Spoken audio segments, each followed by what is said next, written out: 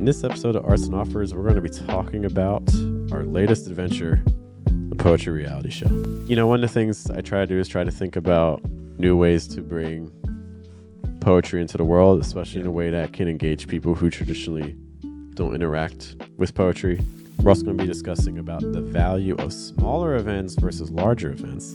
I can't control how many people come to something, but I can't control that the sort of experience you're going to get. And lastly, we're going to talk about the value of trying to bring poetry to people in novel ways.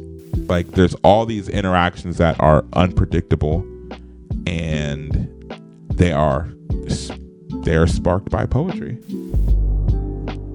We recently just shot Columbus's, I believe, first poetry reality show, and I want to discuss about why we did it and some lessons that maybe you can apply to your own art as well. Good morning, guys. Good evening. Good afternoon. Welcome to Arts and Offers. This is the video podcast geared around the intersection between poetry, art, and business. My name is Jeff. I'm Matthias. How are you, sir? I'm doing pretty good, man. I feel like I've been in the rhythm of getting some like really good I would say like reps with regards to like my videography and like concept building and things like that. Really over the past like few days, I did like this really cool event. Shout out Ibri Yalo. Actually, I think probably by the time this comes out, the video for Love You More should be out into the world. But we shot a video and we did this like mini film screening at Ibri's place, and it was really cool. And then yesterday I did some videography for Whitehall's town hall, which is fun. I met the Whitehall mayor. You're diving into politics a little bit. Yeah, exactly. Okay. Vote for me. Don't vote for me. I refuse. I'm not gonna do that. but yeah, no, it's been pretty good, man. And I think that like one of the things that I'm really trying to tailor right now is like the formation of how I think about like kind of creating poetry around like film, and like a really good way to like start rolling things like that out. So I like it. It's been fun, man. How about you? Yeah. So again, we shot the show last night, and it's always, you know, one of the things I try to do is try to think about new ways to bring poetry into the world, especially in a way that can engage people who traditionally don't interact with poetry. You know, like we have like the little workbook. This is another way, because one of the reasons I did it was, you know, I could have just had the poet. Her name's Hannah Stevenson. She used to have her own show in Columbus. She's an accomplished poet in the city. I could have just had her do a traditional poetry reading, but I'm like, who would come to a traditional poetry reading? And the answer is, you know, again, mostly poets. So this is an experiment on our part to see, hey, if I format this differently, format it in kind of that, again, quote unquote, like a reality show, like real experience. We could talk about the format and things like that in a moment. Can this be a way to get people who normally wouldn't attend a poetry reading or think to watch a poetry reading or listen to it to actually become a little bit invested in poetry, and also just in the situation itself that we created? So we'll find out. And I don't want to put the cart before the horse as far as like kind of like talking about something that's interesting from your explanation of it. So do you want to wrap about like, do you want to talk about like kind of like how it's formatted? Because there is something really interesting that I think is like really cool, that I think is something that, again, when we're talking about like innovating into bringing poetry to a larger audience that's not just poets, that you kind of work inverse to go outward, like to go out there. So like, can you talk a little bit about like what exactly you mean by poetry? I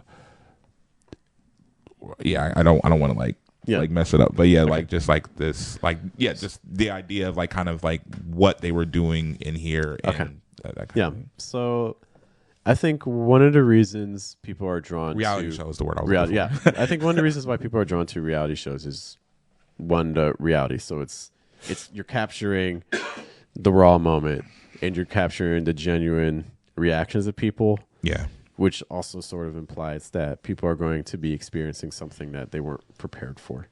You know, you think of like like Ninja Warrior, or like you think of like old like MTV shows and things like other reality shows and things like it's or like Survivor, or you're throwing people in a situation that they're not normally accustomed to and seeing how they respond. Yeah. You know, Mm-hmm. and so the premise of this show, which is called The Listening Room, is called The Listening Room because it's that sense of like, you know, old school, especially like 70s, 80s. You know, people would have rooms that were just built around listening. Like you would have your high def stereo system, you know, you would have like your turntable, and it's just people lounging. Like it's like nowadays people have TVs in their living room, but this back then, you know, space just dedicated just for entirely to listening, right? And so it's bringing that concept that we have a small intimate room here. So it's that sense that, okay, we're going to be literally listening, but instead of music, we're going to be listening to poetry. And so what I instructed Hannah, the lead poet, to do is like, hey, pick 3 or 4 friends. They don't have to be poets. They just have to be people that you want to spend time with. And that was one of the things that was really cool was when they all came, is like they hadn't all been in the room, and one person didn't know the others, but the rest of the group all knew each other.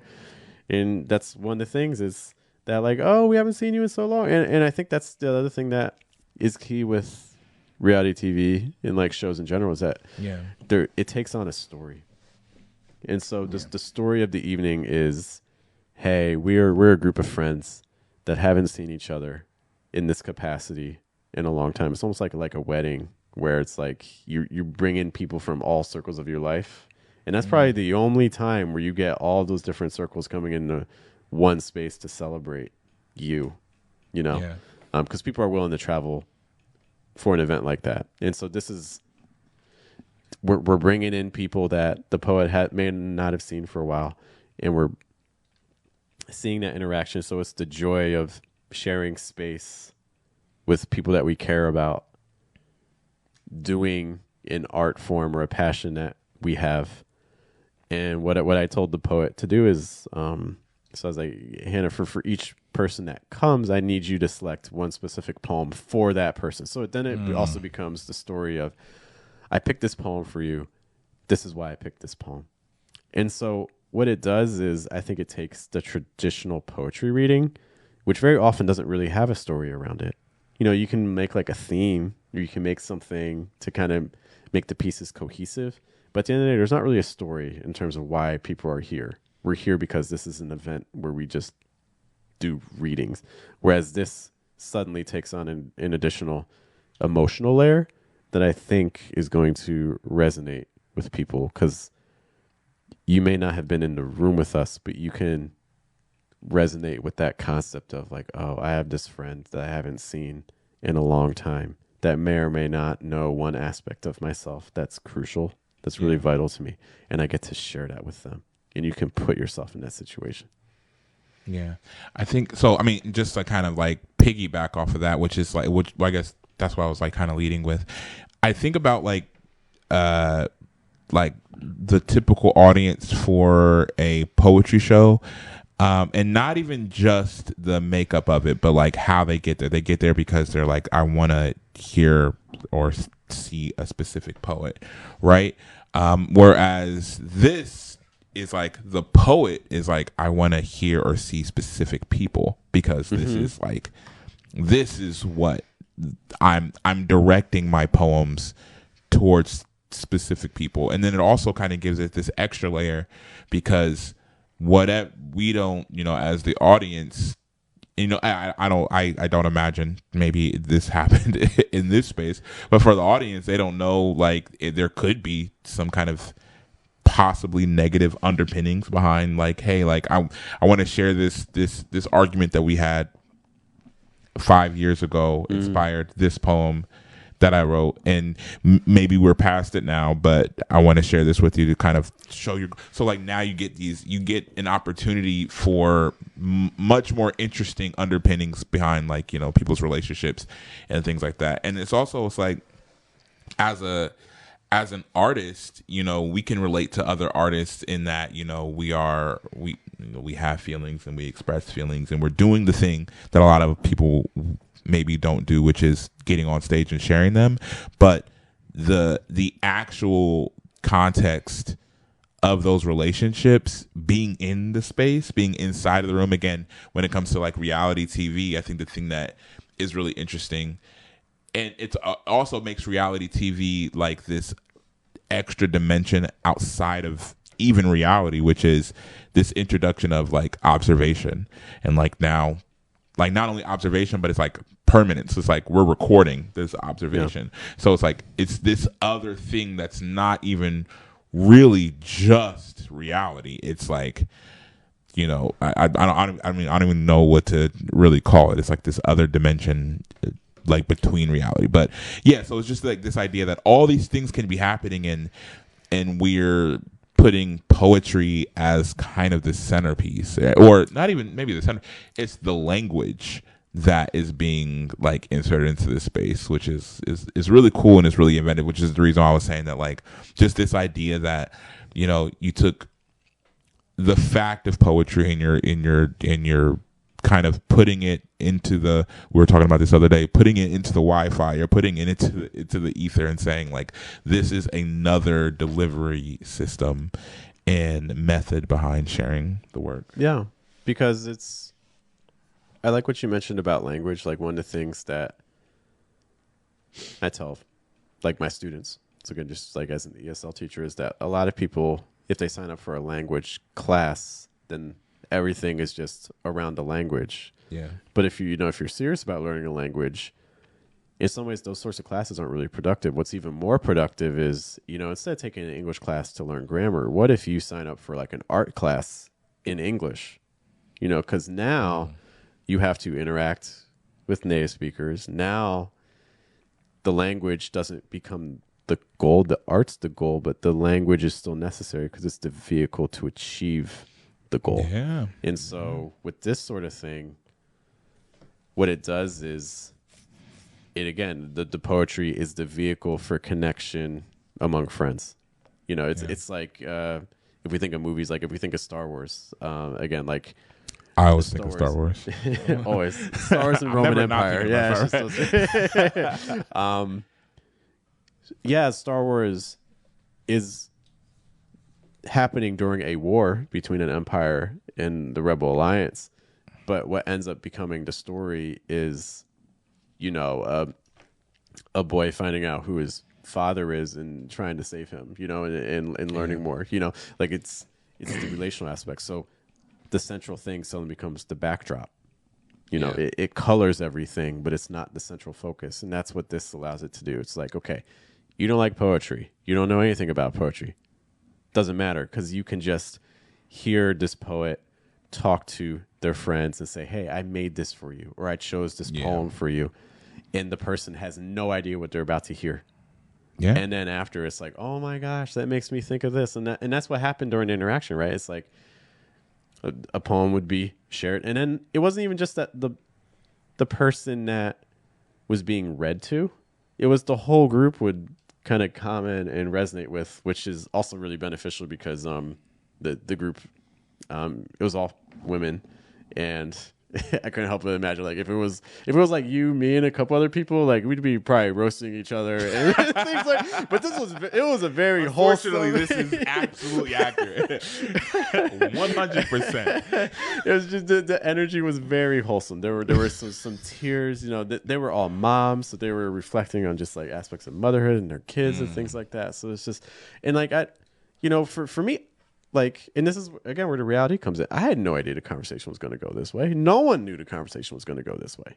So it's like, and being able to capture that moment it's meaningful for me as a person who produced it. I think it's going to be meaningful for the audience who watches it, but it's also going to be meaningful for all the people who took part, because this is something that none of them have ever done before. And this is something that they're going to have for each other for the rest of their lives.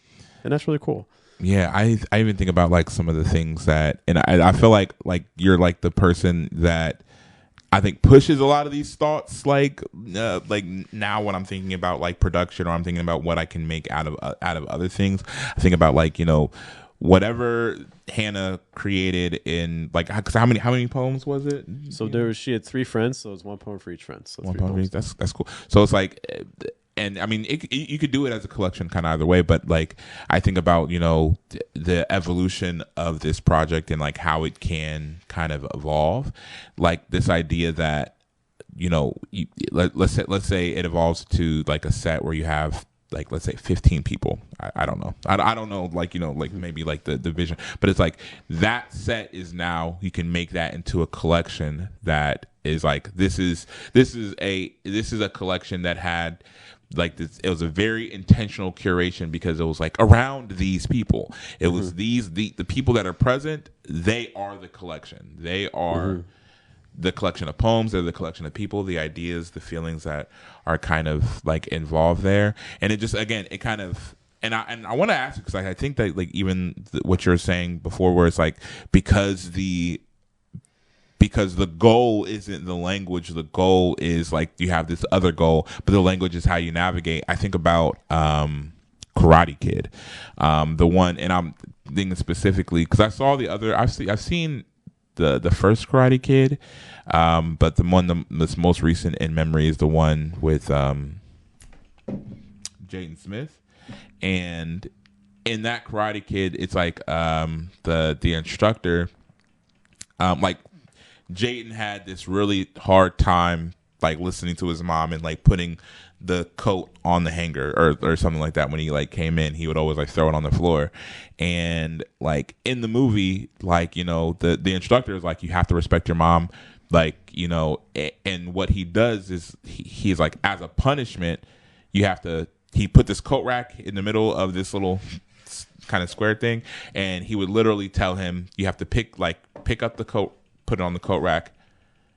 And then once you do that, take it off, put it on the ground, and then just keep doing that. He did that over and over and over again. They showed like this time lapse over like days, probably like a couple months of him legitimately just doing that over and over again in the burning up sun, in the rain, thunderstorms, all that stuff. He was doing that. And then one day he like gets upset and he's like, why do I always have to keep doing this? And then like he's like, he tries to hit him. And like they kind of engage in this little sparring, but the motions that he was using to put the coat on the coat rack are the same motions. Like everything's strong. So like, however, like the way that he was putting the coat on the coat rack, that's how he was like blocking and fighting. And I think about that because it's like you're kind of developing this skill without knowing, like you think you're doing something completely different, but it's like the way that you're doing this thing, like the way that you're getting there is by this very familiar thing that you're not even necessarily like having, like you're trying to focus on that. And so, do you feel like it's something similar? Like you're kind of building up this talent, or even in the case of poetry, this taste that you wouldn't otherwise have, but because of the fact that you're in here for a separate, like for a purpose that feels detached, it actually feels like, again, poetry being the language, it's like you're here. The people that are here because they have a feeling towards the poet. It doesn't matter what the feeling is, a feeling towards the poet. And then the poet brought them here because of their feelings towards them. Right. And now they're communicating, but that vehicle, the thing that they're doing is this thing that is like maybe it's very natural for the poet, but they're like, okay, but we're doing it in this very different kind of way. I think one thing I've learned about myself is I don't think I'm very good at promotion and getting people to come to things. Like I said, I think there's other people that are much better at that than me. And so one of the things I focus on is how can I give the best experience possible to people? Like what are the elements that I have control over? And so one of the things that I like about this event is so much of it, the outcome itself is unpredictable, but there are a lot of aspects of it that we have control over, that for typical events you don't have control over. Yeah. For this, you have an idea how many people are going to come. It's 4 people because it's you and 3 friends. You invited them. So we know that. How long is it going to be? Well, it's one poem per person. There's probably going to be some chit chat, but I get an idea that, okay, it's probably going to last at such a time. Like, there's so much great control in the variables. And so one of the things that I've learned to really embrace is to focus on the elements that I do have control over and maximize those, and don't care about things that I don't control. I can't control how many people come to something, but I can't control that the sort of experience you're going to get, and I think that that's one of the things.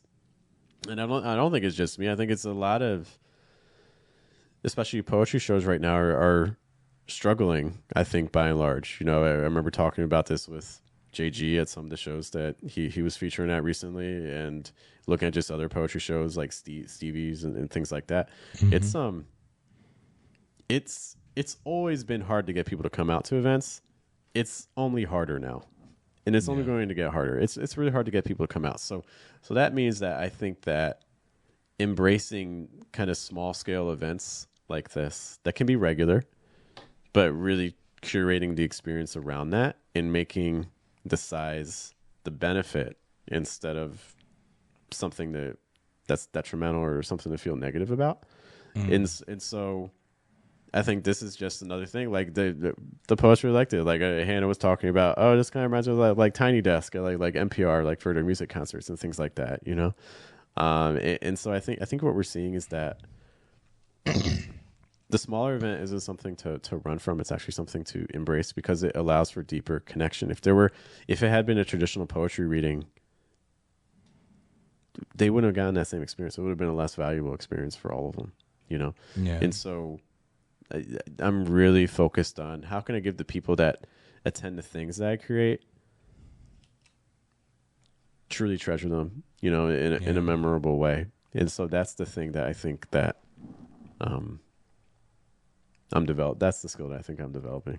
Yeah. I also think about like when we're talking about like scaling something too, it's like there's a really cool quality to to the things that you typically start, because it's like the important things about what you're scaling already happen at the most confined level. You know what I mean? Like the thing that makes this idea really special is this connection between the speaker and the audience. It's more than just you came here to hear good poems or poems that you're a fan of. Like you came here because you have a feeling towards the speaker and the speaker has a feeling towards you, and the curation of this audience is done by the person that wants to speak to you through these poems. And that's like because of the fact that exchange is happening, it's like if it were, you could not do that with 500 people or probably even 100 people. Definitely. Like, you know what I mean? Like you couldn't do that like with all those people. It's like the really special thing is happening right here. Again, depending on how many people that you have on your heart to really say a poem to and things like that, it could scale. But the interesting thing about it, like, another poetry show, it's like, for a typical kind of open mic or feature type of set, the interesting thing is just the fact that somebody like this person is doing poems. So it's like the important thing for that is scaling. It's like getting more people to just see the poems. Whereas like the interesting thing and the really important thing that is happening is already struck with kind of having this confined space. And it makes, an event like this makes, it's not just a speaker. Yeah, there's the primary poet that everyone came for, but everyone's involved. Everyone has a role now. Agency is spread out because I read you the poem and then you respond to me and you tell me what it did for you. Those are conversations that in the traditional poetry you don't get to have. But in this, and it's also immediate because I'm reading a poem to you and you're right here and I'm seeing your reaction because there's only 3 of us, or 4 of us, so I can see everything. And then I get to hear immediately after, like, your thoughts and what comes to mind. You can't do that in traditional reading. Yeah, that's true. You can't do that. So, It's not going to cut as deep in a traditional reading either. It's not. like, you know, you're not going to get somebody that.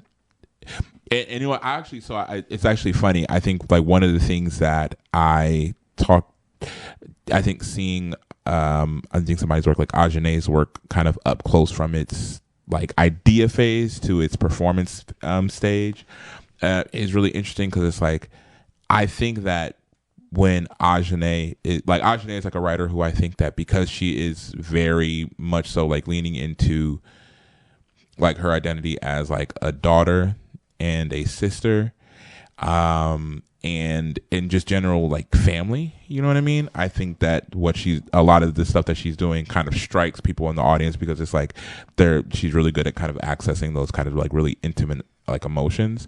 But you see it like before she shares it with the world, she's always like sharing the poems like with her mom in specific, and you can kind of see these interactions happening where like she's like they're talking about, you know, oh, this like Ajane's like writing from the point of view of like a memory that is interesting because like Ajane has a memory, but the memory is funneled through two different sources. Like one source was like a child who developed that memory into an adult, and the other person is like somebody who was like either like a new mom, you know what I mean, at that time, funning and then like hearing it from her adult daughter. So it's like these different kind of perspectives on memory and perspectives on like the work in specific. I think being able to see that, I'm like, oh yeah, like that is a very special kind of connection that the fact of other people feeling it and it being like really emotional to other people is cool, but like the thing that is really intentionally like really special is whatever's happening right there, you know what I mean, and kind of being able to grow it. So it's like, yeah, like I think that when you were talking about this idea, I think the thing that really like hit me immediately was like, yeah, like that instant connection between those, like I don't think I've ever seen like a platform try to specifically investigate that emotion. Yeah. You know what I mean? Like people talk about like, oh, I wrote this poem about my mom, and maybe mom is in the audience, but mom's not the point. Mm-hmm. That's the issue. You know, not issue. That's the difference, right? Mm-hmm. Like mom might have came, you know, to the show, but it's like it's too much stuff happening. Whereas like here, it's like you were specifically brought here for this poem, and like your reaction is important. Yeah, and that's the story, and that's why a traditional reading doesn't have a story. Yeah, you know. But I guess just the last thing is that again, I think that in order for poetry to kind of reach that critical mass of people who are not poets, it's gotta find avenues that reach those people, you know. And so it's another dart I'm throwing out, you know, into just like all the other ones, you know. And it's there's an idea from like Seth Godin who says that, you know, the person who fails the most wins, you know. And so some of the things you try aren't going to work, and maybe this won't. I don't know. We'll see how the response is to it. But it's it has already worked because it was already able to give so much to Hannah and everyone else who was in the room with us. And so it's just seeing, hey, maybe there's other people that would also be impacted by that too. 100%. Yeah, no, I'm excited for not only for it to come out into the world, but it's also like I'm excited for the impact that has on the poetry space too, you know, because I think that it's like I think you're consistently trying to figure out ways to kind of innovate poetry into community and into like the world so that it is fresh. It is like a new way to like kind of grab this audience. And I think like this is a way that like kind of works on both ends. It's like, yeah, like there's people that really enjoy reality, and they enjoy the aspect of reality that to them I think feels non-manufactured. Yeah. It's like, you know what I mean? There's millions of dollars that go into making something feel non-manufactured, whereas like this is like legitimately like, you know, you're putting together the scenario, But it's like I don't know how people are going to feel about this, Yeah. and the artist doesn't know necessarily how people are going to feel about this. The people don't know how they're going to feel about this, and then there's also this interconnectivity between people in the audience because they're like kind of waiting on pins and needles. Like, what is my poem about? What is Yeah. what And how's am I person here gonna to talk respond? about? Exactly. And so it's like there's all these interactions that are unpredictable, and they are sparked by poetry. Yeah. Okay. So again, if you guys are interested, take a look on the channel. It's called The Listening Room. It'll be up shortly. And we'll also catch you next week with another edition of Arts and Offers. Once again, my name is Jeff. Nice. We'll see you guys later. Have a good day. Have a good night. Good afternoon. Bye.